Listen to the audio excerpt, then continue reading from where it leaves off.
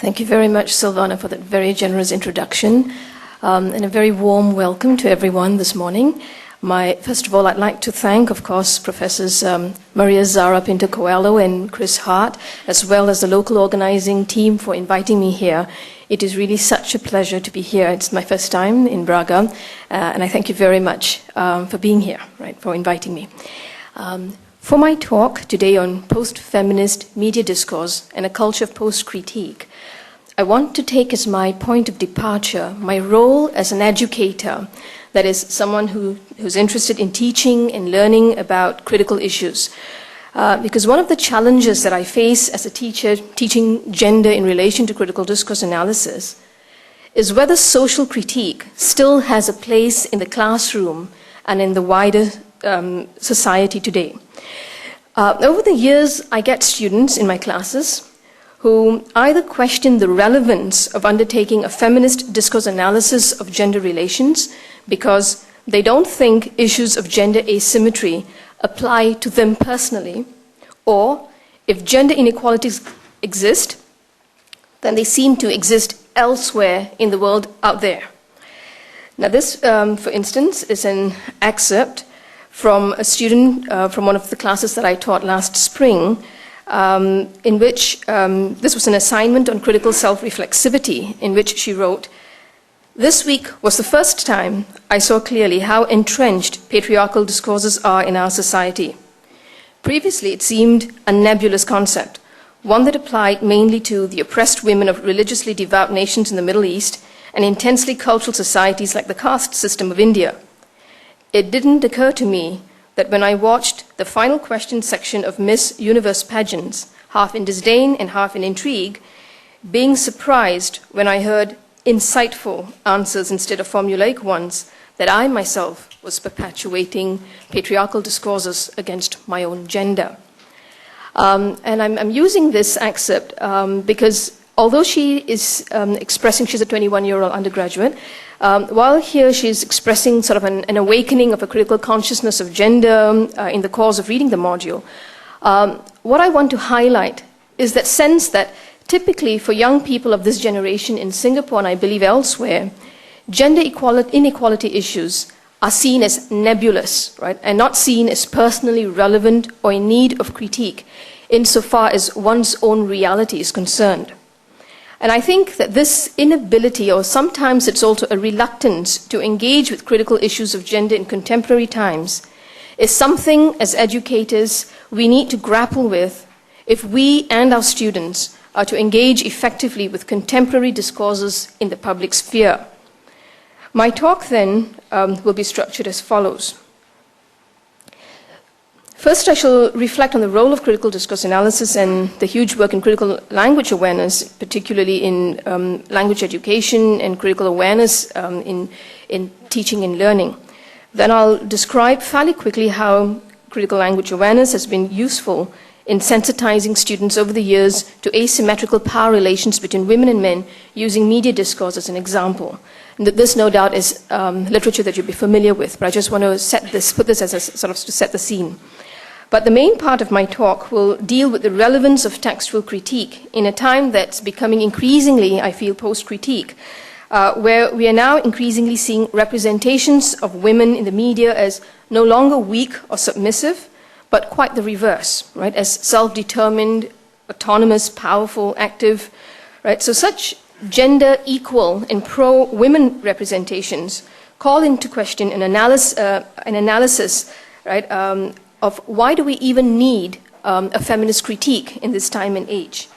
In this section, I'll present some work I've done, what I've called power femininity in the media, and show how and why critical analysis of discourse is perhaps even more necessary in this time and age. Finally, I'll conclude with some points for doing feminist critical discourse analysis in the light of post-feminist sensibilities. So first, the role of critical discourse analysis, critical language awareness, and consciousness raising. CDA and CLA scholars, as we know, have traditionally felt that language education needed to give attention to important social aspects of language use, especially relationships between language and power, and to show up the non-neutrality of discourse. Right? For it is through discourse that speakers and writers set up particular subject positions through which they may influence their views of the world on listeners and readers, worldviews that may be patronizing, disrespectful, offensive, and exclusionary. According to CLA, it is the task of critical educators, therefore, to help learners become aware of how patterns of linguistic and semiotic choices construct these subject positions, to question their own attitudes and consider alternative perspectives. Right? And one of the skills proposed in CLA is to read resistively, and I think we've heard the term reading against the grain, and so that we don't need to automatically accept the role of the ideal reader constructed in the text, but to question the ground rules and premises upon which arguments are made, and if necessary, to reject the view that is presented there. Right?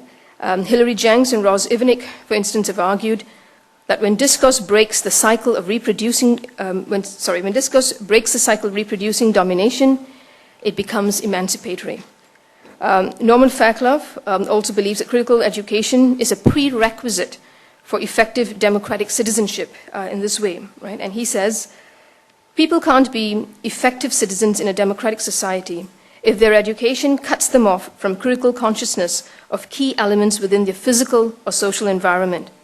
If we are committed to education establishing resources for citizenship, critical awareness of the language practices of one's speech community is an entitlement. The development of a critical awareness of the world and the possibilities for changing it ought to be the main objective of all education, including language education. Right? So in the next part, I'll briefly discuss some ways that a critical analysis of discourse has been used to show up common sense assumptions underlying stereotypical gender representations in the media. Right? And this topic itself is well worn, and we're all aware of this. So, for instance, a common stereotype of women in the media as sexual objects, right? So images like these and ads like that, where in this ad it's an advert for cylinders, probably it's gas cylinders, but the product information is missing, so we don't know exactly what the cylinders are for. What we are told in the copy is that Quicksil 24 offers a choice of vertical or horizontal cylinders, right? And the way they're making or marketing the availability of choice, of course, is through the image of female sexual availability. The subject position offered here is for a male heterosexual reader who would meet the model's direct gaze as someone who would find her sexually attractive and would identify with the direct address you, right, in the invitation, how do you want me? The stereotyping in this ad applies both to women as well as to men. Right? The stereotype of the sexually objectified passive woman draped on cylinders resembling phallic symbols, and the stereotype of the heterosexual male desire. Right? Moving to another ad, this is one from Singapore, this one for bust enhancement. We again see women as sexual objects, but here also represented explicitly as dependent on men's approval and affirmation. Right? Through direct quotation, the woman here is represented as endorsing the beauty agency on account of making her husband happy. Right? And therefore, and because he's happy, she is indirectly happy too. Right? So she says, now my husband keeps praising my improved bust. Right? And also it has apparently saved a marriage, because what you can't see beneath the big caption is, thanks to Slim Fit, I not only improved my bust line, but also my relationship with my husband. Right? So of course, ads like this cultivate inadequacy in women's perceptions of their bodies and encourage feelings of insecurity in their inability or their ability, right, to hold on to relationships. Now, focusing on women's looks is not particular to advertising only, but seems to be a general cultural preoccupation. Right? Now, this is a news report about female politicians worldwide, and it reports on an online pageant featuring the world's most beautiful women in politics and government, a pageant that invites netizens to vote for their choice of contestants. What is striking of this example is that it's not a pageant that the women themselves have entered, but it's organized and undertaken, in this case, by the Spanish media. Right? Here the pageant is reported as newsworthy in Singapore's daily, the Straits Times. because it's a badge of pride that Singapore's own Eunice Olsen ranks 10th on this list, right? It's also striking, of course, that there's little that is mentioned of these women's political accomplishments. In other words, regardless of what they do, it's how they look that's of paramount importance, which distracts from their political ideas and achievements. And it's something, of course, that is rarely found in representations of male politicians, right?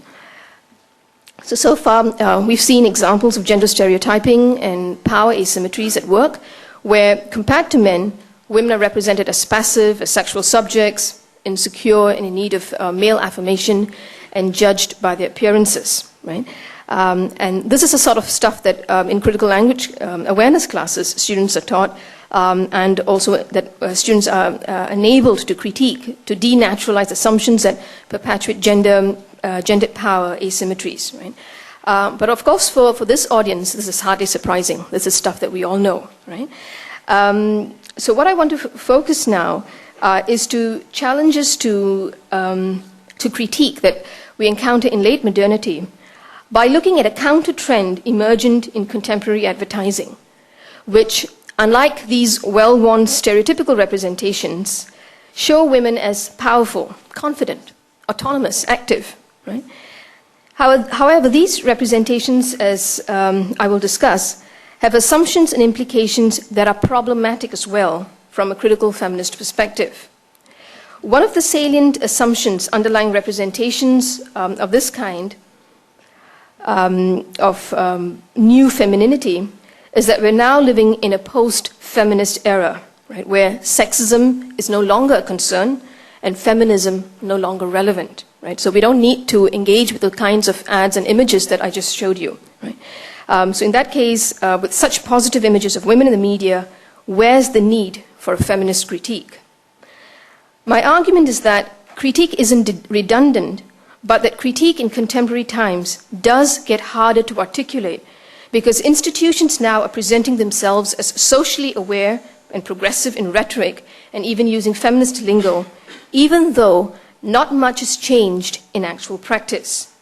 So in this part of the talk, I'm going to focus on an aspect of new femininity, which deals with female empowerment, something that I've called power femininity, and I'll take you through some analysis of it. This is just one section or one part of a much larger project that I've been involved in terms of looking at these kinds of post-feminist representations.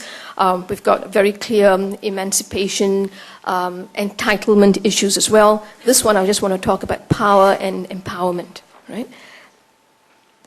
Right, so what is power femininity? Okay, so power femininity is a consumer-oriented discourse which appropriates feminist signifiers of emancipation and empowerment, as well as circulates post-feminist assumptions that feminist struggles for equality are over, right? And indeed, that it's becoming a woman's world with a celebration of all things feminine, including the desire and the right to look good. Media scholars have cautioned, though, that social advertising of this kind is rarely genuinely progressive, because what happens is a co-optation of feminism, right? So that feminism is distilled of its values and priorities to produce a signifier that is emptied of its political content, resulting in a brand of commodity feminism that serves the interest of capitalist economy, right? The ads selected for the study are all beauty ads, which appeared in the last decade in Singapore's English newspapers and women's magazines. And I've chosen beauty ads because the beauty industry has long been criticized by early feminists as being oppressive upon women for its propagation of restrictive beauty standards. And we still know these sorts of critiques, and it's there still, right? But more recently, some who call themselves post-feminists have reclaimed beauty practices as pleasurable as well as potentially subversive. So as a site of contestation then, ads that deal with beautification become, I feel, a productive space for the drawing together of feminist and post-feminist signifiers, right, on the one hand, with traditional codes of femininity on the other, to produce a power femininity, and the beauty of it, of course, is without apparent contradiction, right? So I've In this study, I've found 4 themes that have emerged from this decade-long sort of collection of ads, which altogether constitute the discourse of power femininity. And so these are the sort of the 4 strands or themes, if you like. Empowered beauty, knowledge is power, agentive power, and sexual power. Right? And I've analyzed each of these themes in terms of the language used, using functional grammar, metaphor analysis, and others, visual choices, as well as in terms of interdiscursivity, so how different discourses are mixed together in this process. Right? The first theme that I want to talk about is empowered beauty, right? Where beauty brands and products here get represented as empowering agents that help women achieve their unrealized beauty potential. Right? So these ads reference power and empowerment explicitly. For example, here we have empower, gifts of empowerment, and they talk about change and being radical, which have feminist resonance in context. Empowerment in consumerist terms not only trivializes, but is unrecognizable to feminist politics and practice. But to write of commodity feminism as nothing more than an empty feminist signifier, I think, is to overlook the complex and clever assimilation of fragments of feminist and post-feminist discourse and advertising. And it's the incorporation that makes critique of such ads harder, as the message of consumption is threaded together with voices of social consciousness. Right? So I'll explain this in relation to the assimilation first of feminist, and then talking about post-feminist elements. In terms of feminist elements, beauty empowerment is based on the idea that you're drawing out some kind of an inherent quality about women, right? That they're supposed to be a true beauty, right? Or the bold personality of women, used very generically and universally, right? In ads like this. The notion of a supposed suppressed feminine identity in need of expression is reminiscent of discourses of early feminists like Dale Spender, who claimed that women's true selves were muted by patriarchal structures. Here, the consumerist discourse seems to parallel this idea, specifically in terms of the true beauty, right, and an essential, bold personality of women all over. And in this case, makeup helps release these kinds of muted qualities, right? So you've got action verbs like they reveal, they highlight, elevate, right? So they presuppose a pre-existing feminine quality that is drawn out through empowering cosmetics. Okay? So in doing so, I would argue that the pursuit of beauty now becomes an extension of the feminist empowerment project. Right? Empowered beauty also draws upon elements of post-feminism that reclaim practices of traditional femininity, such as makeup, as resources that are now consciously embraced by women themselves. Right? And this is in line with theorization of the postmodern self as plural, as fluid, and as performance. Right? It's evident in the ad, for example, that I showed, so I'll show this again, the one on the Shiseido ad, right, where you have a close-up of the model's heavily painted face, right, accompanied by the copy that makes reference to power and empowerment. In this ad, empowerment is to be had in the dramatic use of makeup, right, which draws attention to the performance involved in the aestheticization of self. Right? So the deliberateness of makeup invites viewers to see it as a mask which can be worn with irony, humor, or just playfulness. Right? Finally, also part of post-feminist beauty empowerment is the giving of pleasure to oneself. Right? So makeup from this perspective is not about looking good for men or for others, but is about the pleasure derived by women who wear it. Right? So an Estee Lauder copy encapsulates this. Feel the power with the color so potent, so creamy, it seduces every curve of your lips. The object of the seduction here, of course, is the woman, or rather it's her lips. And women here are invited to experience a power that is afforded by the wearing of Estee Lauder's sensually delightful lipstick. Right? So you've got creamy, seduces, and so on. A second theme of power femininity that I want to talk about is the knowledge of, the idea of knowledge is power. Right? And here we have ads that appropriate the discourse of literacy and education. because providing access and opportunities for education and learning for women have been and continue to be long-standing feminist goals, which in this case have been appropriated by advertisers who actually also hold classes or workshops or seminars for customers. Right? We have an educational scenarios that is complete with pupils, which would be your prospective customers, who would realize or discover or learn about the art of makeup.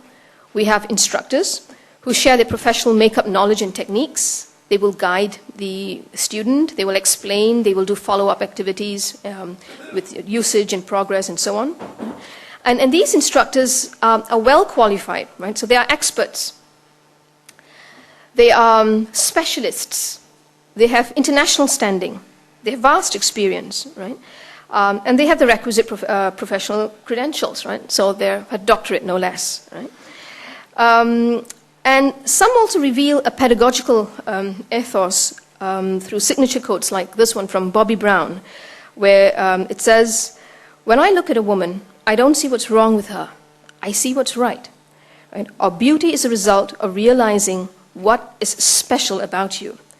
Now, these quotes echo traces of a pedagogical approach that views pupils not as blank slates, but as already possessing potential to be cultivated through guidance. And they serve as motivators that encourage women to focus on the positive and inspire them to believe that the beauty project is possible and achievable. Now, and through the acquisition of knowledge and skills, women can become self-reliant and experts in their own rights. And that, of course, is the crux of knowledge is power, where you don't need, you've gone through tutelage and now you're an expert unto yourself, right? So, for instance, we have ads that say, so our beauty experts will share their professional knowledge and techniques with you. Becoming your own beauty expert has never been easier, right? Or learn to use this particular makeup to produce stunning, beautiful results. Our international beauty artist will guide you through the finer points for creating catwalk leading makeup, right? A third way that power femininity is enunciated is in terms of women's exercise of self-determination and agency, right? And this, for here, I've found that agentive power can either be transformative power or it could be resistive power, right? And here are examples of transformative power attributed to women, right? So ads that would say, change, evolve, empower, shape your destiny. So this is the one from the Shiseido ad that I showed earlier.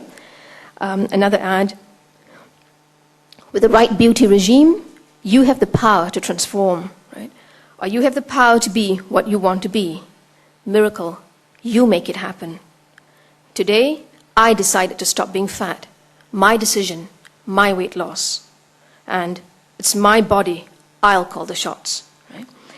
So here the choice of verbs is all positive, so they denote constructive, transformative actions, right? Make, shape, change, evolve, empower, and so on.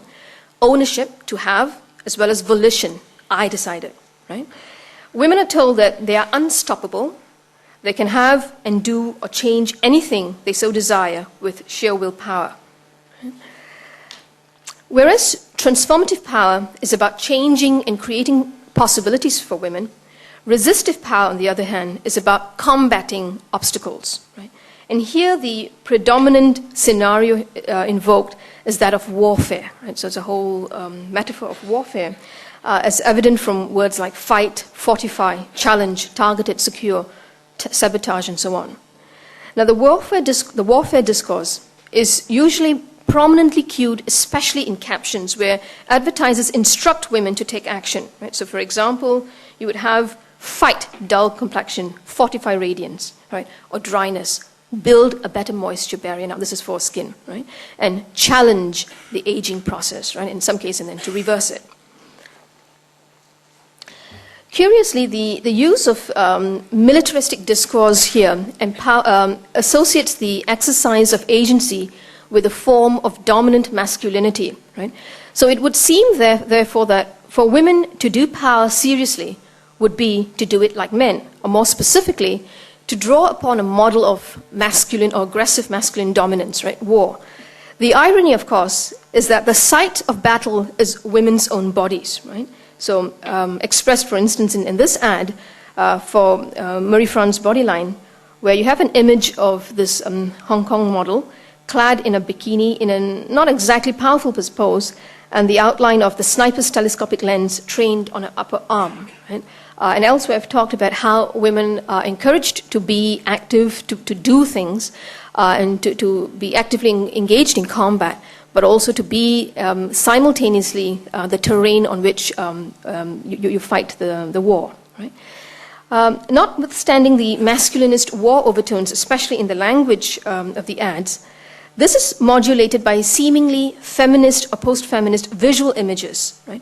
And I think this is also an important thing because usually it is in terms of the verbal, visual economy, it's the language that tends to carry the war metaphors, and it's the visuals that tend to represent the more post-feminist images, like the one that I'm going to show you, right? Where you have models striking a fighting pose, unlike the other one, right? Where in such images you have models featured looking directly into the camera with arms raised, fists clenched, ready to throw punches, right? And also here legs poised for kicking. The fighting stance recalls self-defense training programs that equip women with skills on fighting back and protecting themselves in the event of being attacked. So that's one kind of a thing that gets drawn on. But at the same time, such images also trade on post-feminist images of your tough chicks kicking asses, right? So these kinds of Lara Croft images that we see everywhere that also, but they depict conventionally attractive and slender models, and I'll talk about this later, right? Related to the exercise of agency is feminine sexuality that is displayed as sexual power, right? And that's the final theme of power femininity, right? So we still find words like seductive and provocative and sexy, and these continue to be used in the ads. But what happens is that these recycle age-old stereotypes of women's sexual appeal. The difference, though, is that the scenarios now are embedded in popular post-feminist ones, right? So these involve a resexualization of women, that is, from a position of women as passive sexual objects like the Quicksil 24-cylinder ads, we have a shift towards representing women as sexually autonomous, active, and desiring subjects in their own right.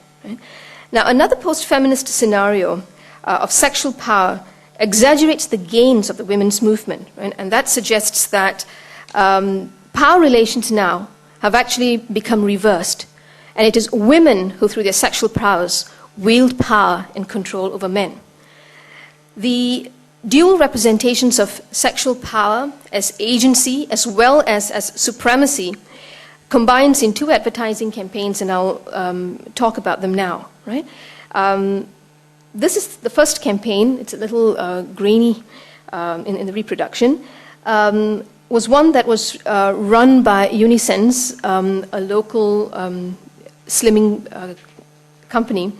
And it ran 3 ads with equally eye-catching visuals and captions that depict women or women's heterosexual power, right? Each of these ads represents a heterosexual couple where the woman, slender and beautiful, is visually dominant, right? So either, in this case, she is in front of him, she's reclining on a sofa with breakfast being brought to her by this guy, or she stands ahead of the man, right? And she beckons him, right, with the crook of her index finger. And she also could, and a third of, in this campaign, she stands on top of him with a stiletto heel resting on his bare back. And this last kind of image, I think, is also reminiscent of an infamous Lee Jeans ad that appeared in the London Underground in the 1990s. Some of you may recall this ad, in which a woman had her spiked heel poised on the guy's naked buttock. Right? The point is, in these kinds of ads, the women are clothed, right? Whereas it is the men who are shown naked or partially clothed. So that visually it is he who is sexually objectified in the ads and not her, and she's the one that is the desiring one, he would be the desired. Right? Now, matching the visual representations are equally arresting captions like these. So you have discover the power of femininity, defy conventions and take the lead, right? Or in the one with the reclining woman, she says, fetch, make them work for it, right? So bringing the breakfast on the trays, make them work for it. Or the third one, heal, take the lead, right? Obviously sort of making a play on heal and the stiletto heel. And common to all is the signature line that says, discover the alpha female in you, right? So that's the common tagline. Now, the language here invokes a curious mix of discourses of self-empowerment. So you've got things like discover the power, discover in you, defy conventions, take the lead, right? As well as dominance, right? And the dominance in this case is patterned on a hierarchical relationship among and with animals, right? So the term alpha female, like alpha male, refers to the leader of the pack, right? If you watch your Animal Planet or National Geographic, you'd know, right? And the same kind of relationship is advised also, of course, in dog training between handlers and their animals, right? So in fact, the commands to dogs, fetch and heel, and the instructions to people, or the handlers, make them work for it, take the lead, right? There are no free lunches and so on. They're all part of the language of obedience training and the handling of canines. So the language in the context of gender and sexual relations between women and men constructs women as agentive subjects, right? Assertive, even aggressive, and in charge. Sexually, the alpha female is not coy and eager to please, rather she's the one to call the shots on her terms. Right? And very quickly, in another ad by Elizabeth Arden, this one you probably would have seen, the notion of feminine dominance is enacted in a subtler way, right? And here next to Catherine Zeta-Jones' bare thigh, I don't know whether you can see that, okay, are the words, men will melt, right? So you've got to see that in a little bit in fine print, but it's, the words are in descending fashion, right, from her thigh downwards. So it moves the eye downwards towards ankle-deep water in which she steps, right? Now, from the relationship between image and text, it is clear that her sexual presence has reduced all men in the vicinity, because what looks like a Wall Street background here, into water swirling at her feet, right? And she's kind of gigantic and sort of quite formidable here. Perpetuation of such images of female sexual dominance could have a backlash effect upon women and the women's movement because of the symbolic threat they represent to women. And there was a great backlash, I remember, about the Lee Jeans ad that I showed you earlier, right, in the 1990s. Because images of women beckoning, stepping on men, along with the dehumanization as animal, as well as disembodiment, formlessness of water, of men, could goad anti-feminist suspicion against feminists as all out to take over and subjugate men, right? And we've heard this time and again, right? Sort of feminists wanting to take over, being anti-men, and so on. So this kind of representation feeds into that kind of a backlash. In this scenario, men have been made over as the new oppressed group.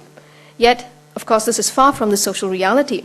Not only are such representations of women's power limiting and limited to their sexuality, the power reversal, let alone the gender parity, depicted in sexual advertising is hardly matched by fundamental shifts in social relationships between women and men outside the world of the ads. In fact, the sexual dominatrix images of women in advertising beguile a social reality where the proportion of violence against women and girls continue to be staggering. To sum up, we've looked at 4 ways in which power femininity has been enacted discursively in these ads, which appear to defy stereotypes of women as passive, objectified, and relying on male approval. In fact, as I've argued, power femininity now shows women as confident, modern women who are empowered and emancipated. Right? Yet it's also clear from these representations that women need to meet certain stringent criteria in order to identify with these images. They must be young, conventionally beautiful, right? So fairly tall, slender, light-skinned, Paula's complexion, able-bodied, and heterosexual. Okay, and who does that exclude? It excludes a whole lot of women who are mature in age, disabled, fat, short, lesbian, plain-looking. Okay? Now, in fact, power femininity is also structurally hierarchical, as suggested in the Unisense tagline, discover the alpha female in you. Right? So the alpha, of course, is superior to all in the pack, which means that she rules over all women and she commands the top male as well. Right? So there's a kind of a hierarchy that is kind of built amongst women. However, the range of options available to women are still narrow in terms of physical attractiveness, and the pressure to be sexual and to perform sexually is still there. Right? So what is different then, or is there any difference from the earlier kinds of images, the conventional ones of gender? Well, I think obviously the rhetoric used has changed, right? So we now have an interesting blend of feminist signifiers, post-feminist assumptions, and a consumerist discourse mixed together to produce a depoliticized power femininity, right? So it appropriates and subverts a socially progressive discourse of feminism, turning social empowerment into a sign value attached to the consumption of brands of global capitalism. Right? So if you wear this perfume, if you do this, you do that, it looks like I'm powerful. Right? So that's a kind of the sign value that's now attached to the products.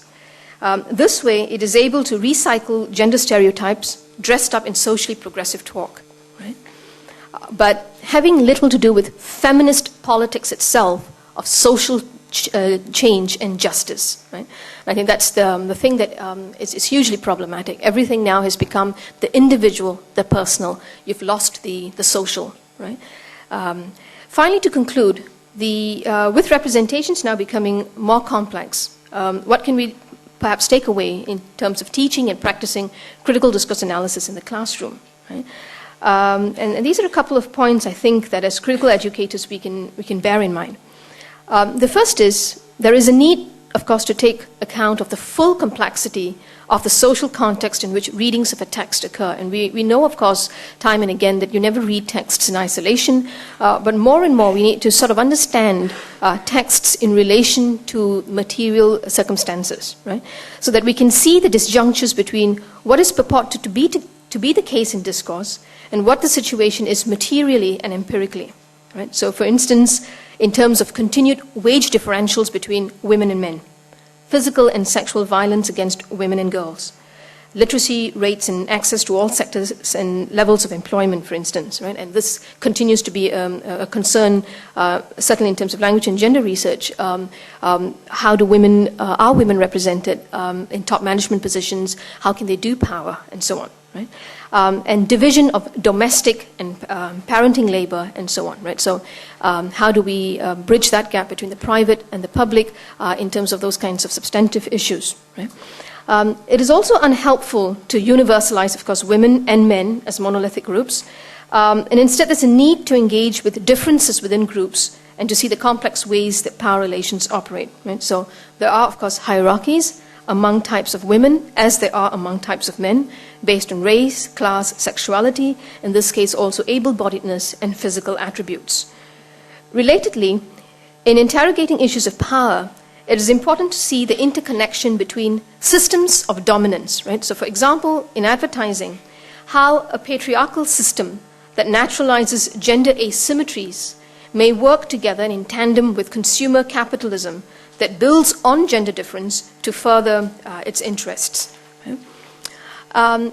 And it is important that learners also recognize, of course, that power relations are dynamic, that is, they shift, and that they are cooptative, right?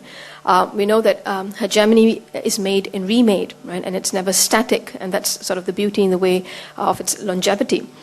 Increasingly, power relations operate in subtle ways through cooptation of socially progressive discourses to further otherwise not exactly progressive goals, right? And this is part of what can be called an institutional reflexivity, where institutions now assimilate social criticisms in their own discourse, even if there is little evidence of change in actual institutional practices. Right? I'm talking about changes that would be comprehensive, not just sort of for some women, some here, some indicators, while assuming that it's been accomplished for all women and for all men in terms of a socially just society. Right? And finally, not to overlook or underestimate the pleasure that actual readers may derive from textual representations that at the same time are appealing as they are problematic. Right? For instance, women may find images of female empowerment like the ones seen in the ads appealing. My own students do, and this is part of the kind of the issues that I deal with in the classroom, when students feel, well, I kind of like the ad, I think it's, kind of good, it's a difference, it's a, breath of fresh air from your typical ads and so on, nothing wrong kind of thing, right? But I think there are much more complex issues that one still needs to grapple with. So feminist discourse analysis, therefore, needs to see pleasure and critique, not as something separate, but that can occur at the same time. And this is something that we can learn from cultural studies. Right? In fact, pleasure and ideology makes for the potent and efficacious combination, which is all the more reason, I feel, to critically interrogate that which we also take pleasure in. Right? Thank you.